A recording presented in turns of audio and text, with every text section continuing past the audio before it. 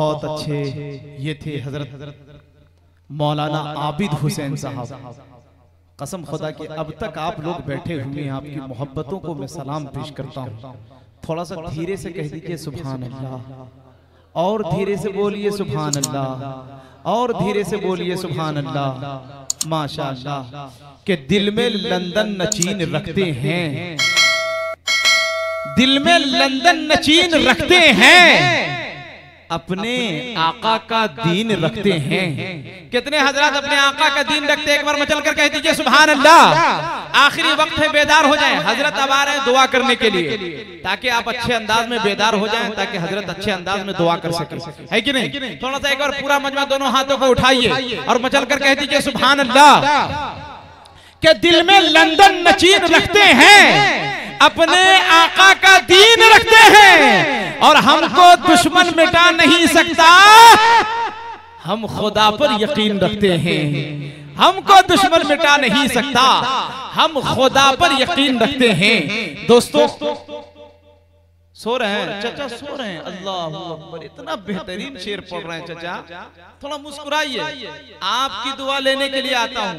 मैं कभी कभी चचे को इसलिए टारगेट बनाता हूँ कि किसी गीता से न कुरान से अदा होती है, न बादशाहों की दौलत से अदा होती है। रहमतें सिर्फ बरसती है उन्हीं लोगों पर जिनके दामन में बुजुर्गों की दुआ होती है। आपकी दुआ लेने के लिए आता हूँ। अच्छा लग रहा है आप लोगों को? जी हाथ उठाकर बताइए, एक बार मचल कर कह दीजिए सुभान अल्लाह। थोड़ा अच्छे अंदाज में भैया हाथ बांधे हुए, इतना अच्छा शेर पढ़ रहे हैं। आपकी मुस्कुराहट इतनी अच्छी है, कसम खुदा कि आप अगर लंदन में पैदा हुए होते तो आपका फोटो चमनप्रास पे आता प्रचार के लिए। बहुत अच्छे माशाअल्लाह, अच्छे अंदाज में सुन रहे हैं कि नेकियां कमाएंगे, तुम जलो या मर जाओ। अब क्या बोलेंगे? तुम जलो, क्या बोलेंगे? तुम जलो या मर जाओ, बोलेंगे ना, कस के बोलेंगे।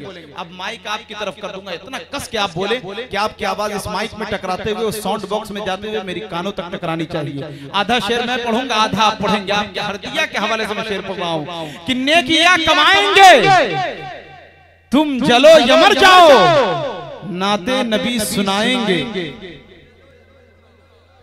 एक दो लोग बोल रहे हैं, तमाम जितने लोग एक साथ बोले। आपको मैं बेदार कर रहा हूं ताकि अच्छे अंदाज में दुआ कर सके आप लोग कि नेकियां कमाएंगे, तुम जलो या मर जाओ, नाते नबी सुनाएंगे।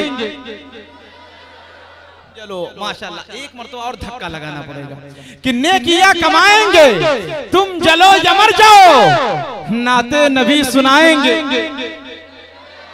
जलो या मर जाओ।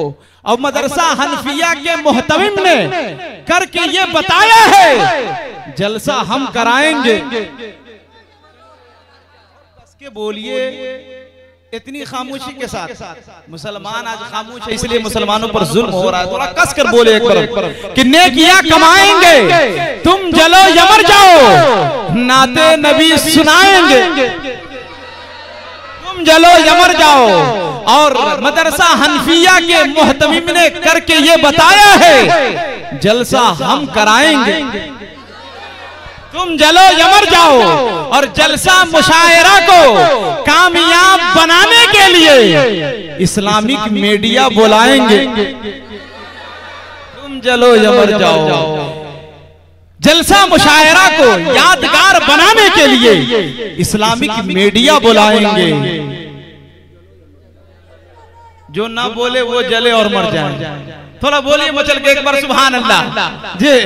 बहुत अच्छे, अब बेदार हो गए आप लोग। अब आइए आपके समातों के दस्तरखान पर खाना खिलाने के लिए नहीं बल्कि रूहानी अग़ज़िया तक़सीम करने के लिए मैं हजरत मौलाना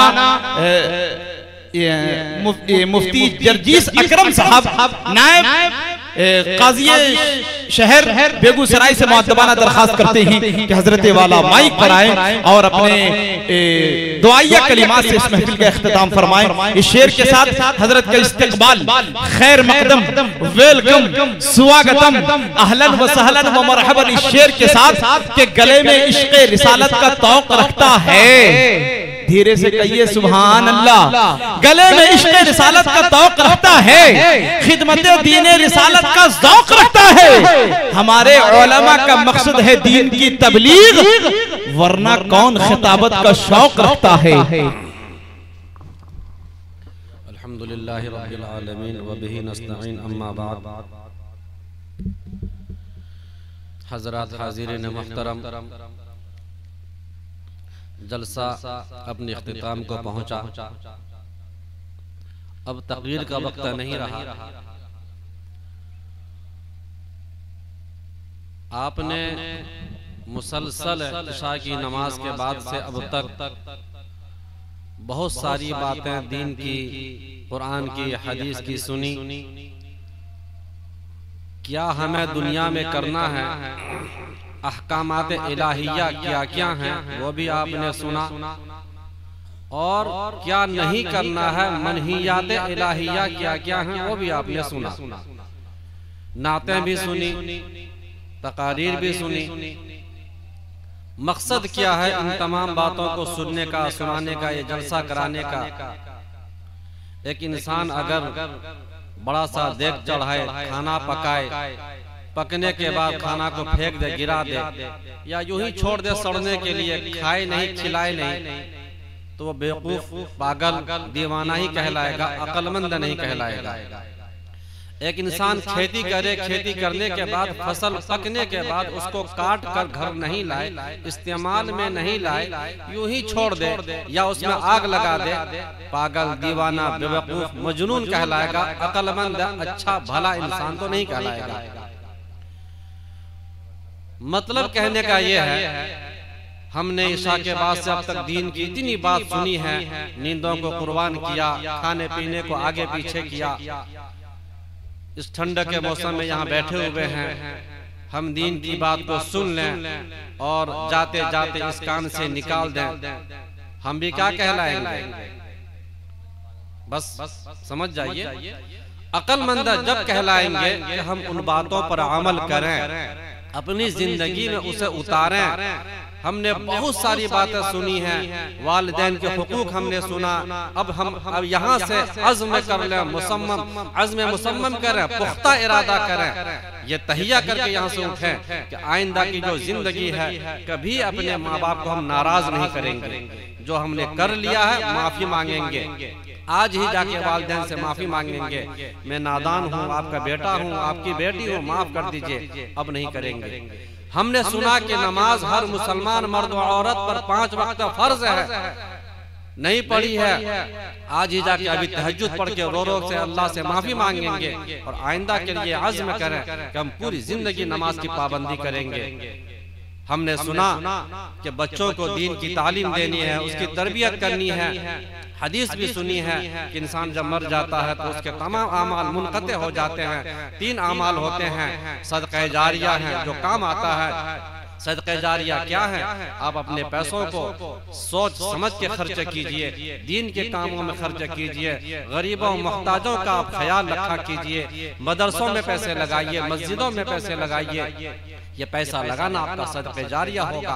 आपने मदरसे में 5,000 10,000 ईंट दे दिया, 100 बोरा सीमेंट दे दिया, जब तक मदरसा बना रहेगा, कुरान की, दीन की यहाँ तालीम होगी, आपको कब्र में उसका सबक पहुंचता रहेगा। ये है सदक़े जारिया। औलाद को नेक बनाया, ये तो जिम्मेदारी है, फर्ज है। नहीं बनाने पर अल्लाह के यहाँ पकड़ होगी। कोई इंसान खुद तो बहुत बड़ा नमाजी है, दीनदार है, तहज्जुद गुजार है, बच्चों की तरबियत नहीं की, बच्चे बर्बाद हो गए, नाकाम हो गए, दीन की लाइन से वो बेकार हो गए, क़यामत में बाप की गर्दन को पकड़ लिया जाएगा और उससे सवाल किया जाएगा। बहरहाल ये तफसील में मैं जाना नहीं चाहता, मैं कहना बस इतना ही चाह रहा था कि हम जो कुछ सुना हमने, हम उस पर अमल करना है। अगर हमने अमल नहीं किया तो बेवकूफ कहलाएंगे। अब देखिए, रात का आखिरी पहर है, मुझे यह डर है, यह खतरा है कि यहाँ से जाने के बाद सो जाएंगे और फजर की नमाज खत्म गोल हो जाएगी। ऐसा नहीं कीजिएगा। अगर कोई इंसान इशा की नमाज के बाद, फर्ज पढ़ने के बाद मुस्तकिल तहज्जुद पढ़ता रहे, नफल पढ़ता रहे या कुरान की तिलावत करता रहे, आखिर पहर में उसको नींद आ जाए, फजर की नमाज छोड़ दे, तो उसकी सारी रात की इबादत बेकार हो जाएगी। आप इशा की नमाज पढ़ें, दुआ पढ़ें, सो जाएं इस नियत से कि सुबह उठ के फजर की नमाज पढ़नी है, पूरी रात आपका इबादत में लिखा जाएगा। कहना यह है कि जो फर्ज है वो फर्ज है, जो नफल है वो नफल ही रहेगा। नफल हजार हो, लाखों करोड़ों हो जाए, हजारों लाखों करोड़ों नफल एक फर्ज के बराबर नहीं पहुंच सकता। फर्ज की अदायगी के लिए अज़्म करें कि आइंदा की जिंदगी हम वो काम करेंगे जो अल्लाह हमसे चाहता है, और वो काम नहीं करेंगे जिससे अल्लाह ने हमें मना किया वो हम नहीं करेंगे। मेरे बात समझ गए आप? इंसान बीमार होता है, डॉक्टर के पास जाके दवाई लाता है, तो डॉक्टर दो चीज बताता है, इस दवाई को इन वक्तों में ऐसे ऐसे खानी है, और देखो बुखार है ठंडा नहीं खाना है, तेल का सामान नहीं खाना है, बासी नहीं खाना है। दोनों काम हम करते हैं। इधर ऐसे ऐसे दवाई खानी है, उधर परहेज करना है।